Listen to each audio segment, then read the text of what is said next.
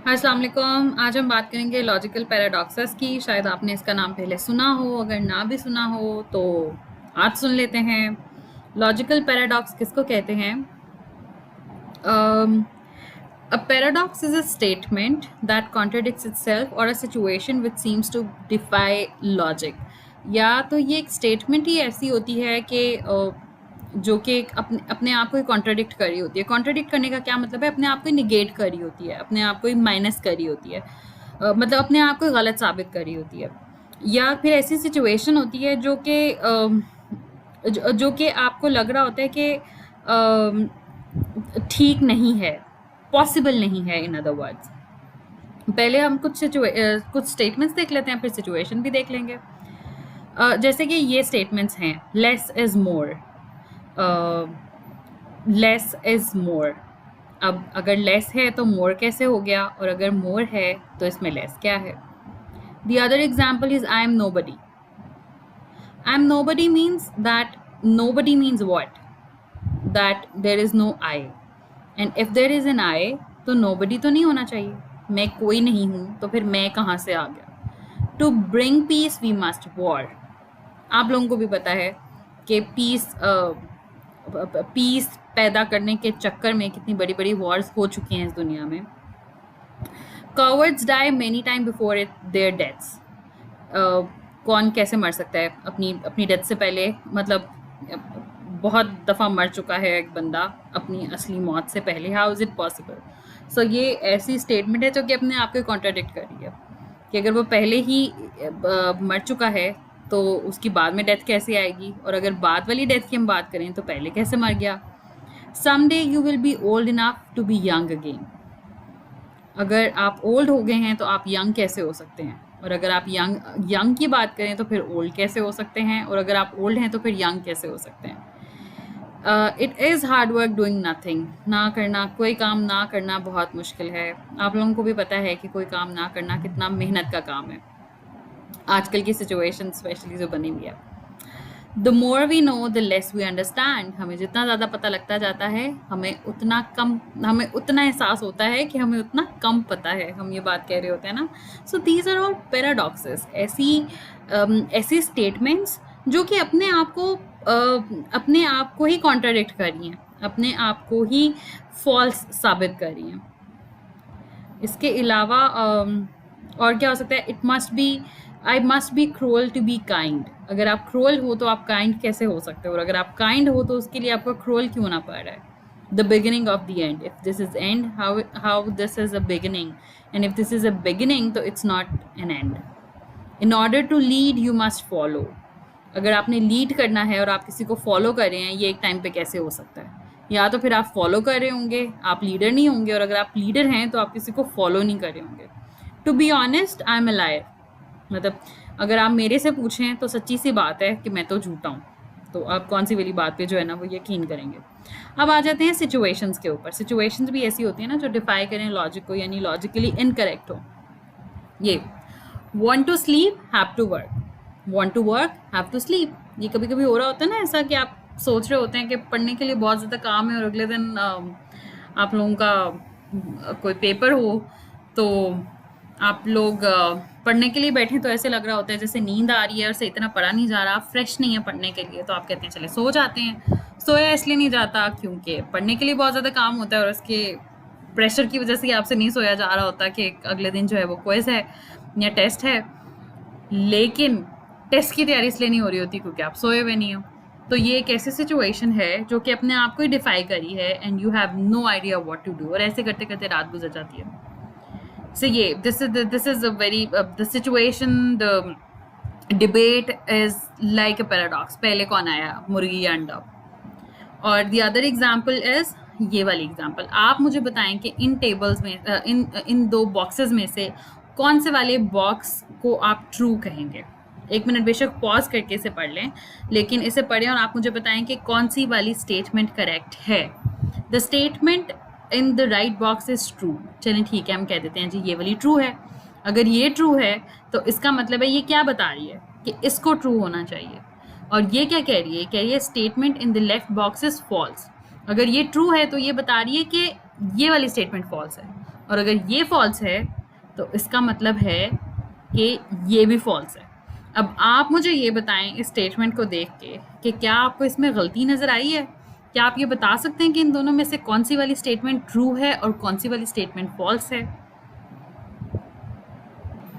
अच्छा जी, next example ये है कि किसी ने ये साबित किया हुआ है कि 1 2 के बराबर होता है। कैसे? उसने कहा कि मैं स्टार्ट करता हूँ कि a is equal to b. I know that a जो है वो b के इक्वल है, और दोनों साइड्स को मैं मल्टीप्लाई कर देता हूँ विद b।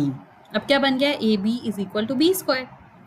नेक्स्ट क्या किया मैंने? दोनों तरफ माइनस कर दिया ए स्क्वायर को, और ये आप कर सकते हैं बाय द वे, इसलिए कर सकते हैं क्योंकि आप दोनों तरफ से माइनस कर रहे हैं। तो अगर आप दोनों तरफ से काम कर रहे हो इक्वालिटी में, तो वो इक्वालिटी को कोई नुकसान नहीं पहुंचाता। तो आपने क्या किया? Minus A square minus A square. यहाँ से एक चीज़ कॉमन आ रही थी, क्या? ए कॉमन आ रहा था और बी माइनस ए अंदर रह रहा था। इसको अगर देखें तो क्या हो रहा था कि ये एक फॉर्मूला है B square minus A square, किसका? B plus A B minus A का। बी माइनस ए को बी माइनस ए से आपने कैंसिल आउट कर दिया, क्या बचा आपके पास? A is equal to B plus A. अब इस b को उसने इस a से जो है वो रिप्लेस किया। क्यों? क्योंकि हमने शुरू बात यहाँ से की थी कि a is equal to b. तो ये क्या बन गया? a plus a is equal to 2। a को a से कैंसिल किया, पीछे क्या बचा? 1 इज इक्वल टू 2। अब या तो आप इस चीज़ में कोई गलती निकाल दें और साबित कर दें कि मैंने कहीं पे, मतलब कहाँ पे, a b के बराबर है। हो सकता है भाई a b के बराबर हो। दोनों तरफ क्या किया मैंने? दोनों तरफ मैंने b को जो है ना वो मल्टीप्लाई कर दिया है, इसमें भी कोई ख़राबी नहीं है। दोनों से a स्क्वायर को माइनस कर दिया, इसमें भी कोई ख़राबी नहीं है। फॉर्मूलाज लगा के जो कटता था, कटा रहा था दोनों तरफ से, वो काट दिया है और उसके बाद बराबर हो गया। अब या तो इस पूरी सिचुएशन में कोई गलती निकाल दें, और अगर आप नहीं निकाल सकते तो फिर आप ये मान लें कि 1 2 के बराबर है।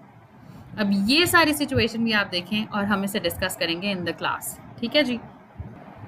अच्छा जी, एक शहर है जिसमें एक रूल है कि जो नाई है, बार्बर, हजाम, वो सिर्फ उनकी जो है ना वो उनका हेयर स्टाइल बना सकता है या हेयर कटिंग कर सकता है, जो कि खुद अपना हेयर स्टाइल नहीं बना सकते या अपने बाल नहीं बना सकते।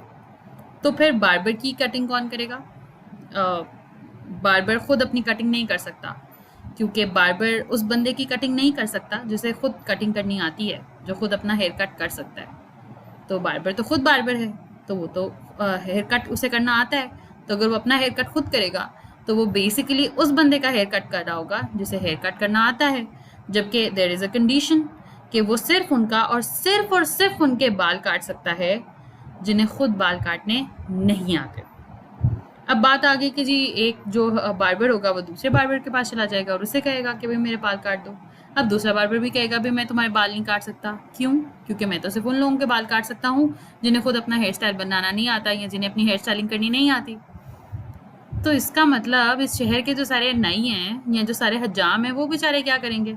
इस रूल की वजह से आपको लगता है कि वो क्या अपना हेयर कट कर सकते हैं? इसकी डिस्कशन भी, इसको रोक के एक दफ़ा देख लें, इसकी डिस्कशन भी हम क्लास में करेंगे, इस वाली एग्जाम्पल की भी।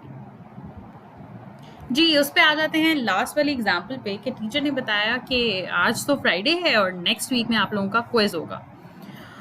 तो बच्चों ने कहा अच्छा कुछ और बताएं क्विज के बारे में कि कब होगा। तो टीचर ने कहा कि आप लोगों का जो क्विज होगा ना, उसके साथ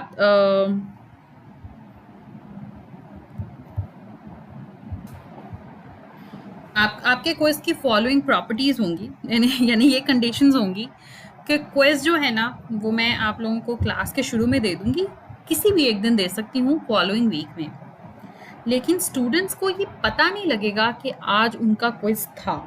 वो डिड्यूस नहीं कर सकते कि इस दिन ये क्विज था। मतलब आपको बेशक पता है आपका अगले वीक में क्विज होगा, लेकिन जब आपको क्विज मिलेगा वो आपके लिए सरप्राइज ही होगा। आप एक्सपेक्ट नहीं कर रहे होंगे कि आप लोगों को आज क्विज मिल जाएगा। अच्छा, अब टीचर ने तो ऐसी मतलब कहते हैं ना घुमा फिरा के बात कर दी। बच्चों ने क्या किया? बच्चों ने खुद सोचना शुरू किया कि हम खुद ही अंदाज़ा लगाते हैं कि किस दिन क्विज होगा। अब बच्चों ने क्या अंदाज़ा लगाया? बच्चों ने ये अंदाज़ा लगाया, सबसे पहले ये देखिए, बच्चों ने कहा कि फ्राइडे वाले दिन क्विज नहीं हो सकता। एक बच्चे ने कहा, उसने कहा क्यों? कहते कि टीचर ने कहा था कि क्विज जिस भी दिन होगा ना आप लोगों के लिए सरप्राइज होगा, लेकिन अगर मंडे, ट्यूसडे, वेडनेसडे, थर्सडे वाले दिन क्विज नहीं हुआ होगा तो हमें तो पता है कि एक दिन क्विज होना ही होना है। तो अगर इन दिनों में क्विज नहीं हुआ होगा तो जब टीचर क्लास में आएंगे हमें तो पहले ही पता होगा इस दिन क्विज होना है। क्यों? क्योंकि वो हफ्ते का आखिरी दिन होगा। अगर पहले दिनों में क्विज नहीं हुआ तो सिर्फ यही दिन तो बचा है। इसका मतलब फ्राइडे वाले दिन क्विज नहीं होगा। फ्राइडे को एलिमिनेट कर दिया। अगले बच्चे ने बोला, अच्छा अगर हमने फ्राइडे को एलिमिनेट कर दिया तो पीछे क्या दिन बचे? Monday, Tuesday, Wednesday, Thursday. ये वो खुद सोच रहे हैं, सिचुएशन क्रिएट कर रहे हैं। तो वो कहते हैं थर्सडे वाले दिन भी क्विज नहीं हो सकता, क्योंकि पीछे 4 ही दिन है और अगर मंडे, ट्यूसडे, वेडनेसडे को क्विज नहीं होगा तो थर्सडे वाले दिन तो हमें खुद ही आइडिया हो जाएगा कि थर्सडे वाले दिन ही क्विज हो सकता है, क्योंकि जुमे वाला दिन तो हम पहले ही निकाल चुके हैं। उन्होंने क्या किया, उन्होंने थर्सडे भी निकाल दिया। फिर उन्होंने कहा इसका मतलब है मंडे, ट्यूसडे, वेडनेसडे में से किसी एक दिन क्विज होना है। अब उन्होंने क्या किया, उन्होंने वेडनेसडे भी निकाल दिया। क्यों? क्योंकि अगर मंडे, ट्यूसडे को क्विज नहीं होगा और इन तीनों दिनों में क्विज हो सकता है तो इसका मतलब है कि क्विज वेडनेसडे को भी नहीं होगा। आखिर में क्या बचा? Monday, Tuesday. तो उन्होंने कहा ट्यूसडे को तो क्विज हो नहीं सकता, 2 दिन है, मंडे को नहीं होगा, हमें खुद ही पता है कि ट्यूसडे वाले दिन ही होगा। अब ट्यूसडे को भी जब उन्होंने निकाल दिया तो पीछे बचा मंडे। उन्होंने कहा लो, एक ही मंडे का ही दिन है, उसी दिन क्विज होना है, तो हमें तो पता है उस दिन क्विज नहीं होना। इसका मतलब सॉरी, हमें तो पता लग गया कि उस दिन क्विज होना है। तो अगर हमें पता है कि उस दिन क्विज होना है तो टीचर तो कह रहे थे कि उस दिन क्विज लेना है जिस दिन हमें पता ही नहीं होगा। इसका मतलब मंडे वाले दिन भी क्विज नहीं होना चाहिए। और इस तरह उन्होंने क्या किया, उन्होंने सारे दिन एलिमिनेट कर दिए। अब आप मुझे ये बताएं कि इस सिचुएशन में कहाँ पे गड़बड़ हुई है, बच्चों की कहाँ से सोच में गड़बड़ हुई है, या इन अदर वर्ड्स कि आपको समझ आया है कि this is a logical paradox जो उन्होंने सिचुएशन बनाई है कि हर दिन उन्होंने निकाल दिया है। That's all. इसके बाद हम ऐसा करते हैं कि इन्हीं एग्जाम्पल्स की डिस्कशन कर लेते हैं इन द क्लास।